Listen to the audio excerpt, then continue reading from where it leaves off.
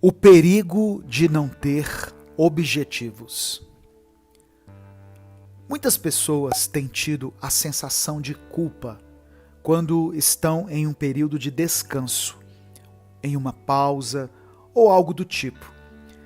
E eu estive refletindo sobre isso nesses dias, sobre essa pressão por não estar fazendo nada, quando estamos apenas tendo o nosso merecido descanso.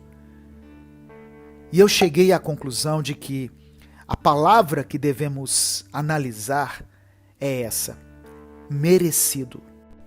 Eu digo isso pois quando nós estamos descansando, nós sempre pensamos: será que eu mereço mesmo esse descanso? Hoje eu quero conversar com você sobre o quão perigoso pode ser o hábito de não descansar. E por que achamos que não somos merecedores de descanso, às vezes? Olá, eu sou Edivaldo Oliveira e você está ouvindo o Minuto Reflexão. Use esses próximos minutos para aprender algo novo, para se encher de palavras de sabedoria e para deixar sua mente mais tranquila e serena. Que você termine esse vídeo se sentindo melhor do que quando você começou a ouvi-lo. Comente aqui a seguinte frase: eu vou conseguir. Como um ato simbólico de que você vai conseguir aplicar em seu dia a dia tudo o que você aprender aqui hoje. Quando nós pensamos em alvos, principalmente nessa época do ano, logo começamos a pensar naquelas grandes metas de fim de ano. Aquelas que são lindas de se escrever no papel, mas impossíveis de serem realizadas na vida real. Quero falar sobre alvos, mas eu já te adianto que eu não trarei esses discursos fantasiosos do tipo: faça isso durante 5 dias e veja a sua vida mudar por completo. Ou, pratique esse pensamento e você ficará rico até o fim deste ano. Nada disso. Existem objetivos para a vida, que são aqueles mais prolongados, como fazer um intercâmbio, ser pós-graduado em alguma área, construir uma família. Mas existem objetivos para o dia, que são aqueles que nós costumamos ignorar ou costumamos prolongar.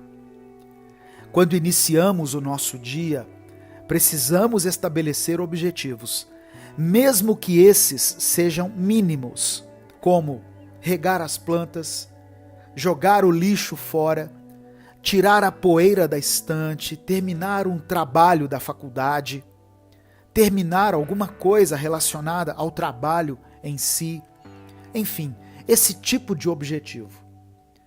Se possível, os anote, pois facilita muito, principalmente para quem é ansioso e tem a mente muito conturbada e cheia de coisas o tempo todo. Mas o que isso tem a ver com a sensação de inutilidade, quando deveríamos estar apenas descansando?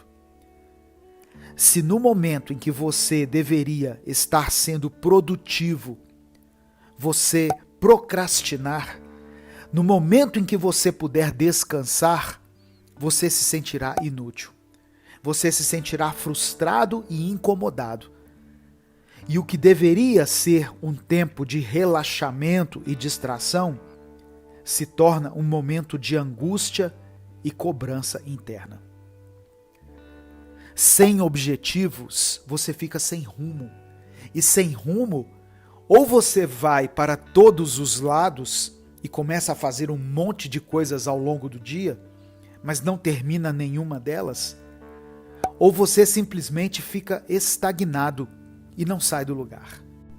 E dessa forma, você entra num ciclo de frustração e desânimo, e isso aumenta sua ansiedade e te deixa muito mal e sem motivação na vida.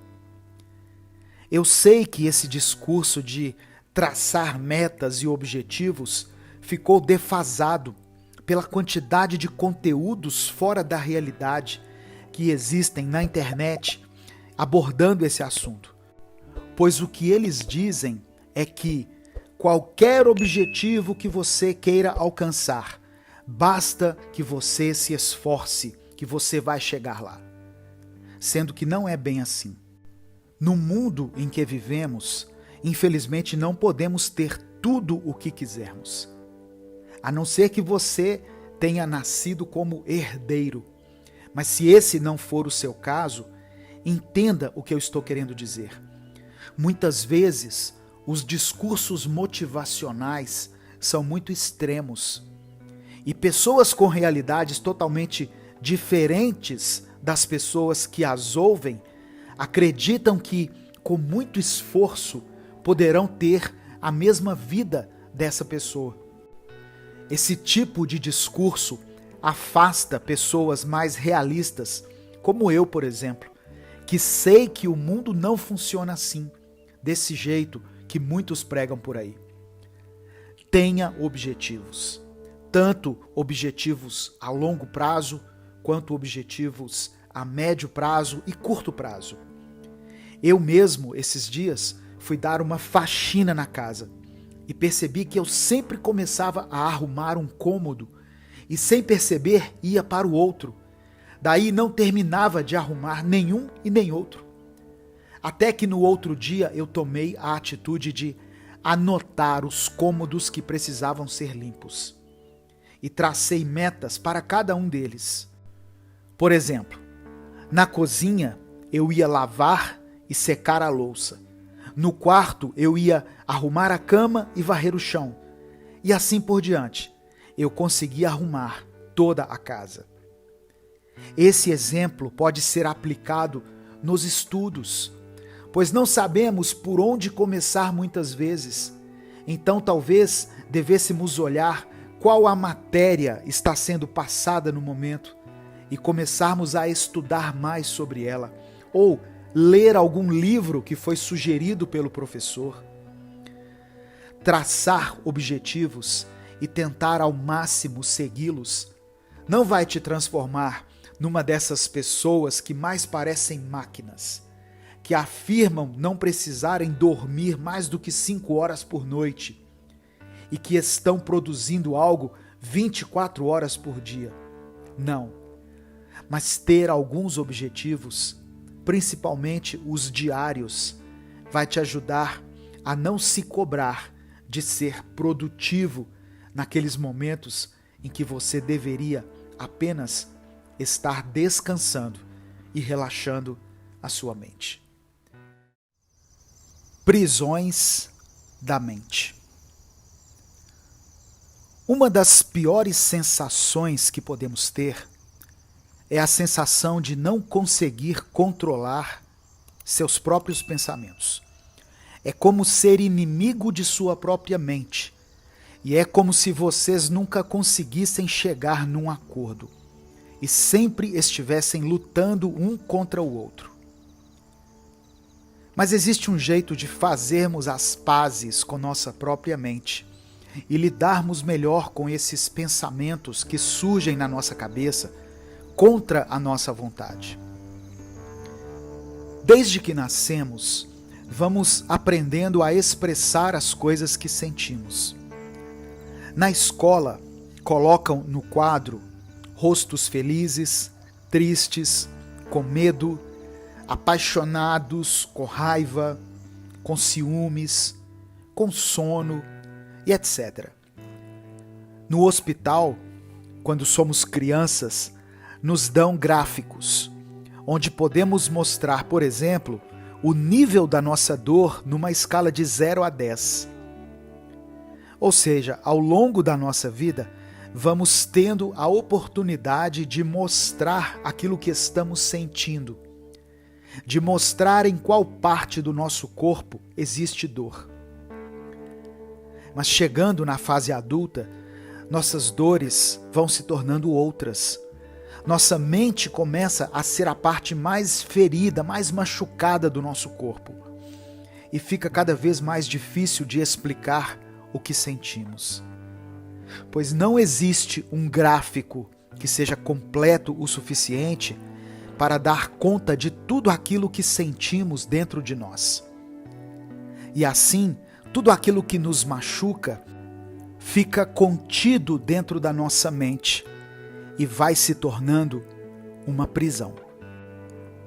Prisões mentais nos impedem de sorrir, pois ao nos depararmos com algumas situações, nossa mente logo nos lembra de algo que nos machucou, algo que ainda não está resolvido dentro de nós, ou alguma dor que causamos em alguém com nossas atitudes ou nossas palavras.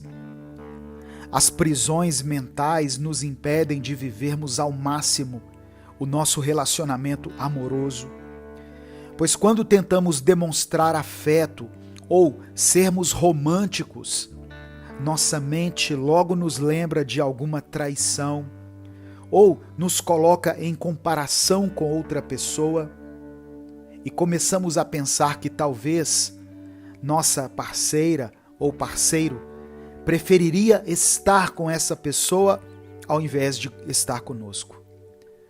Uma pessoa com a mente aprisionada tem medo de ser quem realmente é, por ter ouvido um dia que não era bom o suficiente, e isso a impede de viver ao máximo o seu potencial em todas as áreas da sua vida. Existem algumas atitudes que podemos tomar para lidarmos melhor com as prisões que a nossa mente cria. A primeira delas é identificar quais são as prisões que a sua mente criou. E, se possível, as anotar, as levar para uma terapia, ou pelo menos pesquisar pessoas que sofrem pelas mesmas coisas. Pois é ótimo saber que não estamos sozinhos. E essa é outra atitude que temos que tomar. Devemos nos lembrar constantemente de que não estamos sós. E de que não somos os únicos que sentimos e pensamos determinadas coisas, por mais absurdas e destrutivas que elas possam ser. Você não é um caso perdido. E existe uma forma de se libertar das prisões que existem na sua mente.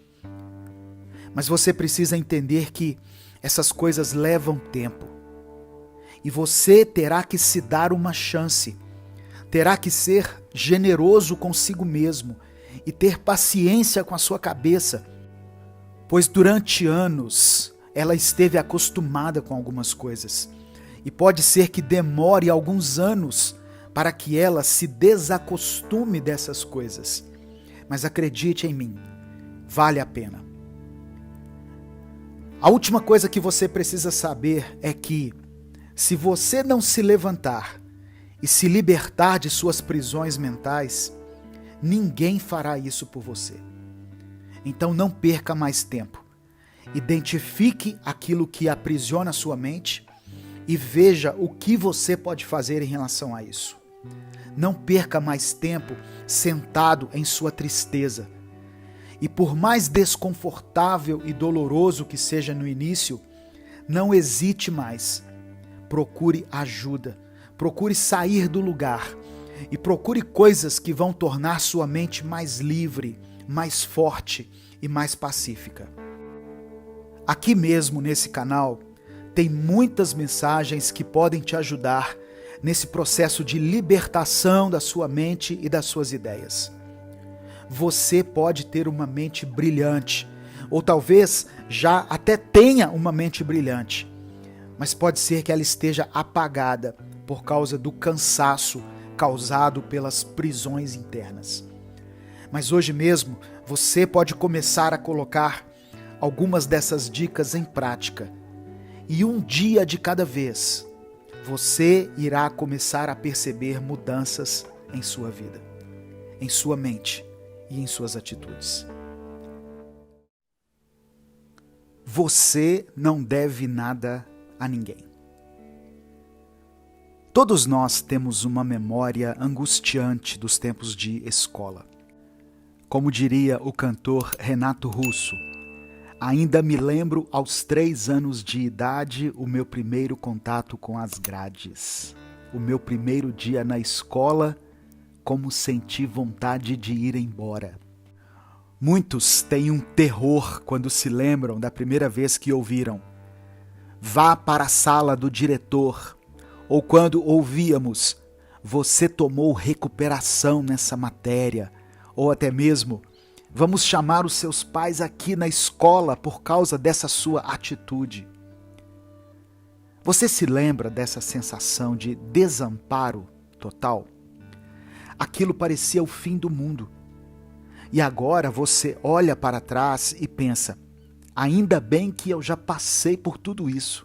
Ainda bem que eu já saí da escola.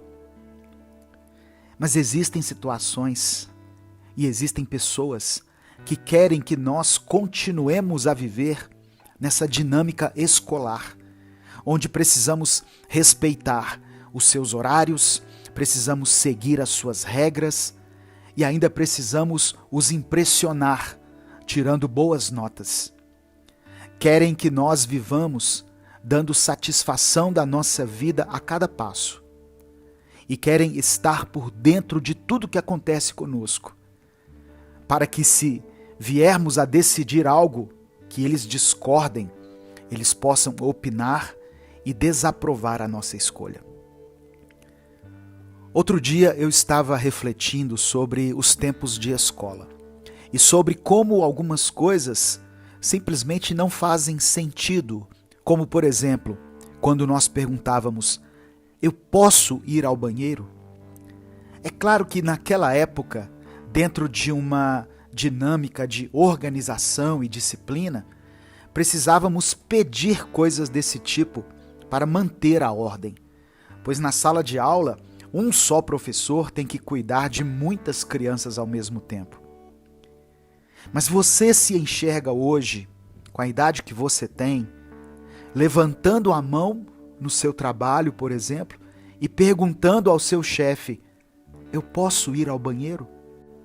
É claro que você não se enxerga mais assim, pois você não está mais na escola e você não é mais uma criança.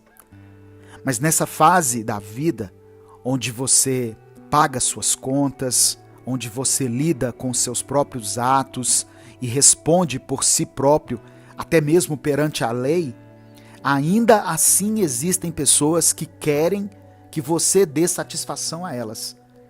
E querem que você haja como uma criança, que depende da permissão delas para tomar atitudes. As pessoas querem satisfação de tudo, da sua vida financeira, da sua vida amorosa, querem saber onde está aquele projeto que você disse que estava trabalhando, querem saber onde está a sua carteira de motorista, querem que você explique o porquê de você e tal pessoa não serem mais amigas ou amigos como vocês eram antes. Enfim, querem que você justifique sua vida e cada passo dela, como se você estivesse fazendo uma prova e como se elas tivessem o que é necessário para julgar se você está indo bem ou não nessa prova. A primeira coisa que você precisa se lembrar é: ninguém é melhor do que ninguém. E não é necessário você se justificar para ninguém, a não ser que você tenha causado algo na vida dessa pessoa, é claro. Caso contrário, não há ninguém que possa dar opiniões a respeito do seu caminhar. A segunda coisa é: precisamos manter a consideração com a nossa família, obviamente. Precisamos manter uma parceria e sermos transparentes o tempo todo com o nosso cônjuge, pois vocês escolheram compartilhar a vida, e isso implica em ter que prestar contas sobre algumas decisões. E vocês vão sempre ter alguns acordos entre si. Mas fora essas pessoas, o restante geralmente são apenas pessoas curiosas por saber se você está bem ou não. E geralmente querem te ver na pior mesmo, para se certificarem que você não está melhor do que eles. Alguns só querem olhar para a sua vida, confirmar algumas teorias e dizer: eu sabia, eu disse, pelo puro prazer de ter o seu ego satisfeito. E algumas outras só querem que você seja refém da aprovação e da opinião deles para sempre. Pois esse tipo de pessoa vive julgando e apontando o erro em todos, para que não percebam os erros presentes neles. Existem amigos que querem ver seu bem e que realmente têm interesse genuíno na sua vida, no seu sucesso, no seu bem-estar. Fora essas pessoas e as outras da família que eu citei acima, você não precisa levar em consideração e se abraçar na opinião e na aprovação das outras pessoas. Viva menos preocupado com o que essas pessoas acham ou querem da sua vida. E se certifique de que você está no caminho certo, plantando agora para colher no futuro, não prejudicando a vida de ninguém, e muito pelo contrário, você está apenas dando o seu melhor para se tornar alguém melhor a cada dia. Eu sou Edivaldo Oliveira e esse foi o nosso Minuto Reflexão de hoje.